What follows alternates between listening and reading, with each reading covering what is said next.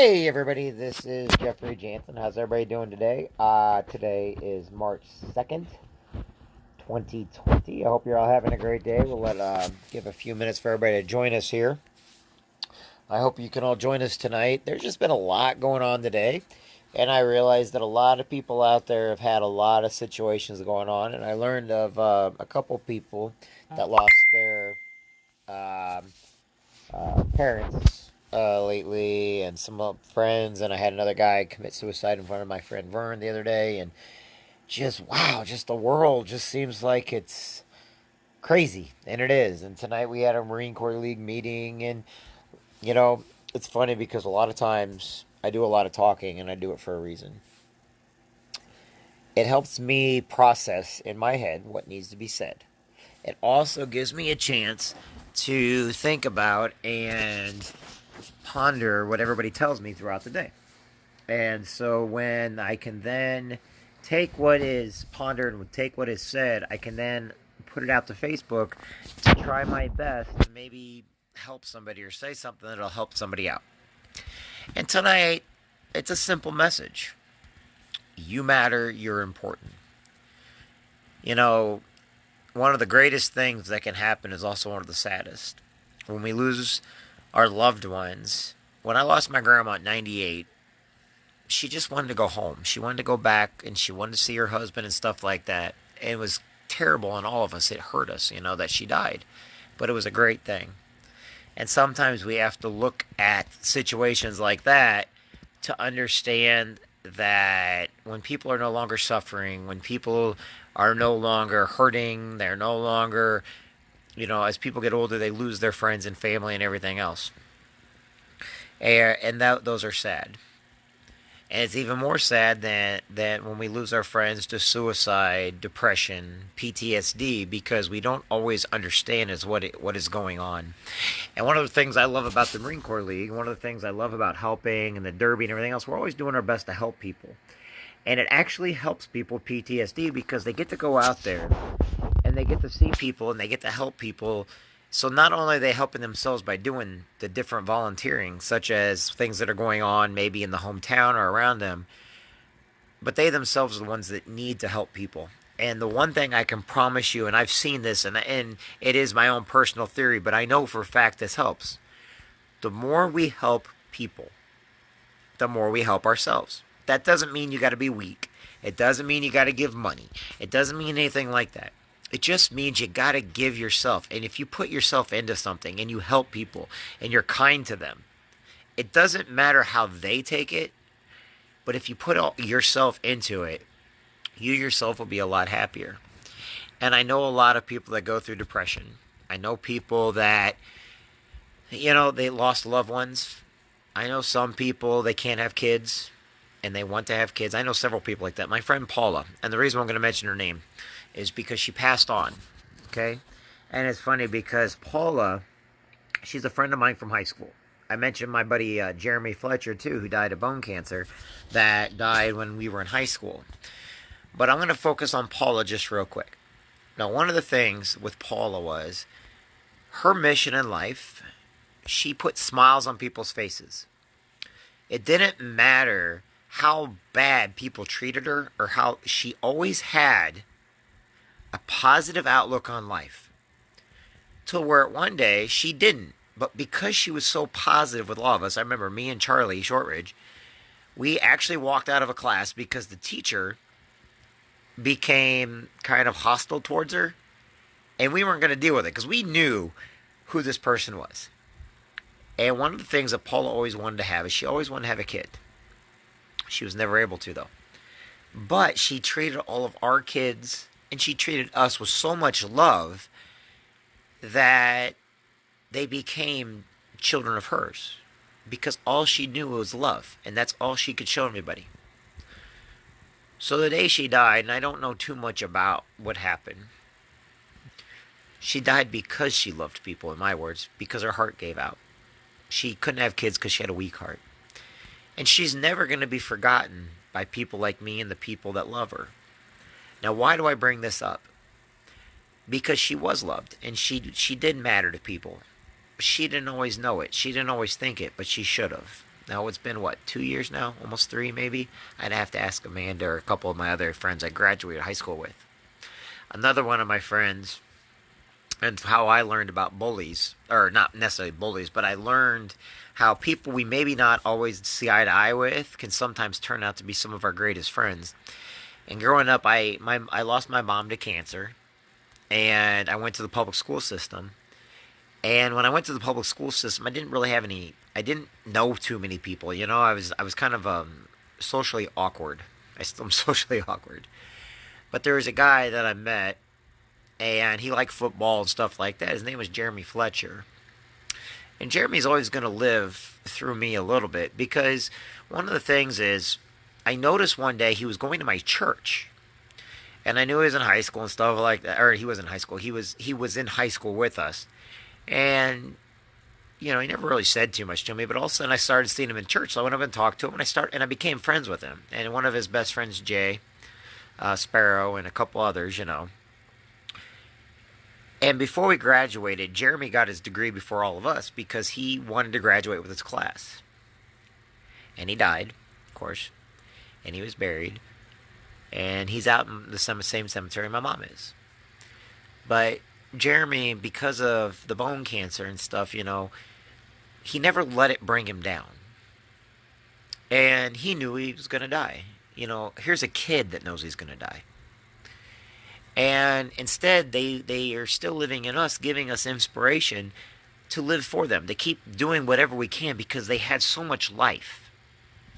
Yet then I look out and I see people with PTSD. I see people that are depressed but they don't understand that right now they need to live for those that can't. They need to be there and they need to reach out. And the more they do, if you actually get outside your box and you do a little bit more with your life, you will never regret it.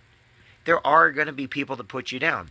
I've got people that put me down all the time because they think what I do is fake, or they think that, oh, well, he's got all the money. I don't have any money. I donate my time because my family has taught me that it's better to give more. And I say that because I learned this from my family. Okay, they always volunteered. They always were part of the church. They always did the picnics. They always did.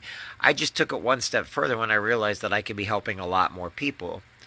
And, being a single dad, and I get my daughter every other weekend, we split the time, and I get along fine with her mom. People just assume they know me. They don't.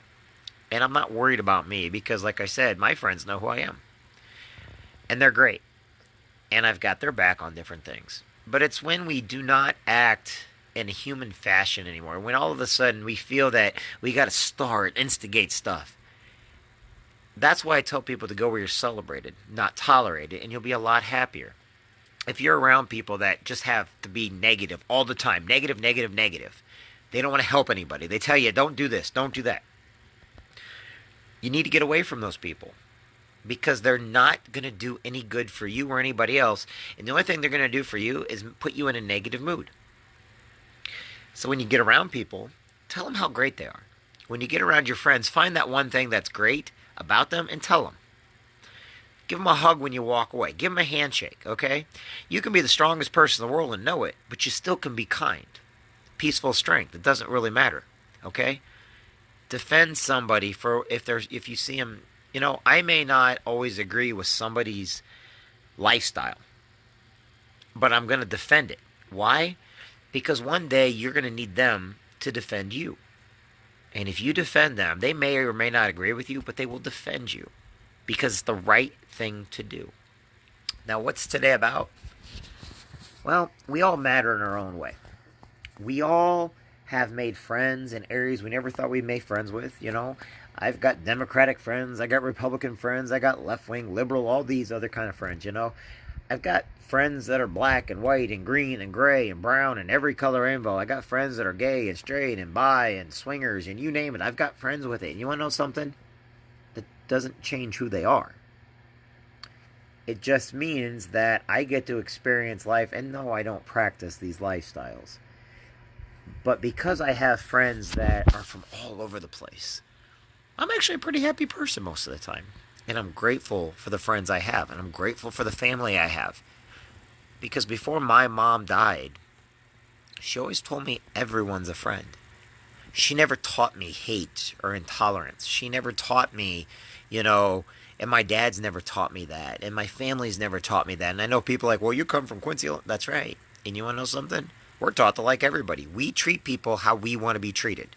And if they don't treat us like it, then we walk on. Same with go where you're celebrated, not tolerated. If people can't treat you with respect, move on. Because you deserve respect. But you also need to show respect. Okay? Now, not everybody believes in God, and not everybody believes in the power of prayer. I personally do. And I tell people, if you don't, that's fine. I'm not going to judge you because of it. And where I'm from, we lead by example. I know I had one of my buddies kind of ask about my Catholic faith, and I kind of told him back, I was like, I can question anything I want to question. That doesn't mean that I don't believe. It just means I'm allowed to question whatever it is. And to not be able to question something would be wrong. That's how we move forward in life, is we question everything. Kindness, strength moves us forward. Questioning everything around us and not being mad about it. Questioning something doesn't mean you disagree with it. It just means you want the answers to it. And sometimes you can't get the answers. I'd like to know where the common cold cure is, but we can't find one, can we? Or how about the rhinovirus? I'm going to keep questioning it until we find one. So not to question religion, not to question faith, not to question each other, not to question who we are as human beings, not to dig deep within the psychological profiles of each person. Why? What are we so afraid of that we don't want to ask questions about? What makes me happy is we can ask questions. One nice thing is, when I was reading on Facebook today, there was a quote. It said, the gods envy us. It doesn't matter what gods. Because we can die. So we have to live every day like it's the greatest day in the world. Why? Because we're guaranteed to die. We are guaranteed that our friend's going to die. So every day we have to live like it is the biggest blessing in the world to have today. Because today, this moment we have right now, is a blessing that we all have. And the gods who can never die, or the God who can never die, they don't see it that way. They don't have to look at things like it's a blessing every day, because they're going to be here. We're not. So every day we have to treat like it's the greatest, like right now, it's the greatest moment in the world. Why? Because you're here, and you're special, and you're great. Hey, Mark. Hey, Becky. So tonight, hug your kids. I know they're already in bed. Watch over them. Pray for them. I told a couple people not to pray for them tonight, because they lost their moms. They lost some situations going on. They lost a couple friends. My buddy Lonnie, it looks like he lost his mom. The Gale family lost one of the members of their family. Ivan Paul was at a wake today. He lost somebody. We lost Don a couple weeks ago. There's a lot of people we have lost. And some people have just lost their minds, and we need to pray for them too. But religious or not, you don't have to believe in something in order to be a good person. You don't have to believe that everything's a conspiracy to be a person of value, a character. If you never lie, cheat, or steal, you never have to look over your back. You never have to worry about what you just said to hold the lie and to continue the lie. If you're just honest and upfront. Sometimes being truthful and being honest up front is one of the hardest things to do, because it's so easy to tell the other direction. Me, I'm just going to be honest with you. Are there people out there that are going to talk trash and they're going to try to ruin me and my business and everything I do? No, there's a lot of great people out there. Heck, I served with Mark. If you see Mark on here, his name's Mark Leary. I served with him in the Marine Corps. He knows we're all crazy. My gosh, we're all nuts. But I don't need to attack people by name in order to let people know that they matter, that they're important. I don't care what a person's, the God that I pray to doesn't care if somebody's gay, straight, bi, any of that kind of. They don't care about the color of skin. And so many more. We're so worried, and we're literally trying to set ourselves up for failure, that sometimes we just got to remember one thing. Live your life to the fullest. Every day matters. Right now, this moment is what matters the most. And because of you and who you are, you matter. and you're important. Be great. Go listen to some great music, okay? No matter what your genre of music is, go listen to it. And reach out to family members you haven't reached out to in a while to say hi to friends and family because you never know when it may be the last time. I feel bad for my one buddy who had to watch a suicide happen right in front of him. And it's going to eat away at him for the rest of his life because he had experienced that. Because we never know what somebody's going through is the reason why we have to give one kind word. We don't have to like everybody. But if you can give a kind word to somebody, that's better than nothing at all. To reach down. People with PTSD are not going to reach out to you. You know why? Because they already think their lives are miserable. They already think that they're a burden on society. Why would anybody reach out if they think they're the burden? They don't want to. They're afraid by reaching out that they're the burden. So you must reach out to them because they're great too. And it doesn't matter if they're military or not military. What matters is we treat people with respect. We go where we're celebrated. We get rid of those that tolerate us because you know what? Misery loves misery. And quite frankly, I don't like being around misery. I don't like the negativity. I don't go to bars and stuff so that I can listen to who cheated on who and who's bringing down who and who can name drop the most because they know such and such is a powerful person and great. You want to know the most powerful person I know? You are. Each and every one of you has more power than anybody with all the money in the world. You know why? Because we're individuals and we're all great.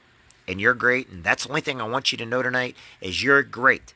There's no fancy speeches I have tonight. I just want you to know that you're great. And if anybody puts you in any other position, no matter what it is, then walk away from them. And know that you matter, you are great, and if anybody tells you that you're anything else, walk away. You know why? Because they ain't worth it. You, my friend, are worth it. Each and every one of you.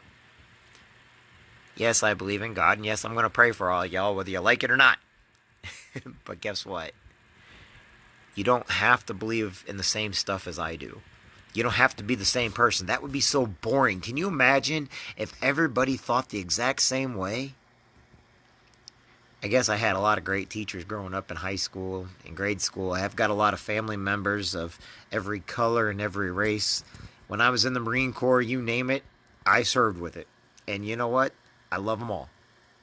They all might have some very colorful language. Whew. But they're great. Because, you know, that's one thing I think about most military is we learn to have a little bit different respect because we actually get to be around other customs and cultures. But, you know, coming home, one of the biggest stories I tell everybody is I have to apologize to my Spanish teachers. Just a simple story like this, and it gives a whole different viewpoint of the world. In 7th grade, I took Spanish, Mrs. Smith. And you know what? I told her, I'm never going to need this. In 12th grade, I had to take it because I needed a Spanish class in order to graduate. And I told Miss Whitler that I would never need Spanish. I'm never going to need it. Nope. Yet, in the summertime, I had to teach a boy named Juan how to swim. And he didn't speak a lick of English. But still, that's not how bad it was. I mean, I literally made a deal with a Spanish teacher that I'm never going to need it. Never going to leave my hometown. Sure enough, what happened after I graduated? I joined the Marine Corps. Went out to San Diego. Okay, MCRD, San Diego. Then I went up to SOI up in Camp Pendleton. And over 300 of us, and majority of them were all Hispanic. Or they had a Hispanic culture to them, which means they all spoke Spanish. We got sent to the East Coast, to Camp Lejeune, and right away they said, do not unpack your sea bags. We're going to Central America. What? No sooner did we go to Central America, everybody spoke Spanish. I just kept thinking, man, my teachers were right. I was wrong. I needed Spanish more than anybody else in the class, yet I was the first person to voice my opinion that I'm never going to need it. That's why you need to respect your teachers. That's why sometimes people can see something in us that we can't see. To this day, I have a lot of my friends speak. I got some friends that should speak Spanish and their parents are mad at them because they don't speak Spanish, yet they come from a Spanish family or a Hispanic family. And, yeah, not going to mention any names. You know who I'm talking to. He knows who I'm talking to. But the whole point is, I ran into my teachers. Last year at the Quincy Derby, I ran into Miss Smith, who's Mrs. I forgot what her name is now. But then when I got out, when I got back and on leave, I ran into Miss Whitler and her daughter, and I ran into her at the mall, and I was like, I got to apologize. I seriously, I it was weighing on me. I apologized, but she knew that one of us was going to need it. It didn't stop her from teaching it. It didn't stop her from trying, and that's why I love her the most. And that's what you got to look at yourself. Maybe somebody can see more in you than what you think because you're great. You're greater than what you know. You just have to find out what it is that you're great at. And that's what makes you special. All right, everybody. I have taken up enough of your time tonight. Tomorrow I'll be back on my regular talks and stuff and everything. I just want you to know tonight, think about who you are. Think about a lot of great things you've done in your life. Think about people in your family you haven't talked to and call them up. Think about friends. I see an old friend of mine on here right now. I just saw it. Brandon Williams. Man, that boy can sing. I noticed that he loved show choir, and I noticed that he was always in A building. But if I remember Brandon correctly, he was always kind to me in school. He was always awesome. And he's a great guy. And he always will be in my book for that. Because you know what? He just is one nice guy. I can't help it. Brandon's always been a great guy. And I've got nothing but nice stuff to say about him. Mark is an extremely nice guy too. And I met him in the Marine Corps. Okay? Lynn, I just met her not too long ago. You want to know something? She's a sweetheart. Love her to death. Becky is awesome. Billy, he may be a little crazy, but he's awesome. And anybody else watching this, know that you matter to me, okay? And know that you're important. So tonight, everybody, have a good night. I'll talk to everybody soon. And like I said, if you're religious, say some prayers for people. They need them tonight. If you're not, just wish good thoughts on people. I'm Jeffrey Jansen. I hope you all have a great night. Talk to everybody soon.